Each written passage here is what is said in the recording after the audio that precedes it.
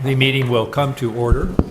We are now moving on to the next item, item 4, which is discussion and possible action on the proposals of the professional consultants to provide the economic development analysis and recommendations. The next person to speak is Carol Marple. I first want to say that I agree with everything that the last 3 speakers said. They said it much better than I can say it. I do have a few comments to make. I thought that the second presenter gave an excellent presentation. He addressed a great many concerns that I have, and I think he would do a good job for our community. But I am still very skeptical about spending more taxpayer money on hiring an economic development consultant. I don't see really how anything will be accomplished.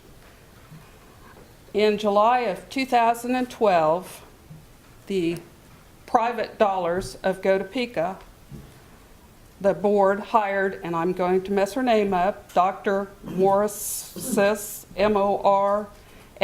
Morfessis, of IO Incorporated to review Topeka.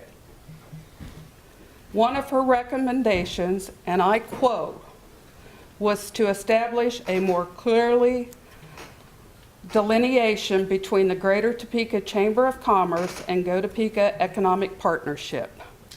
Now, a paid consultant made this suggestion.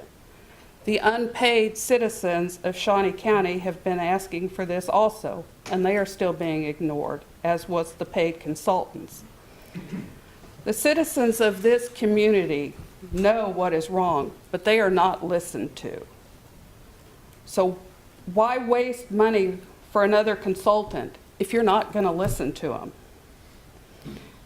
And we want to talk about money. I'd like to ask this question here. I've been reading past JEDO minutes, which I find always very interesting, and I find reference that JEDO funds paid for financial audits, but I have yet to hear from any of the JEDO members where these funds are, how much they are, and who is accountable for these funds.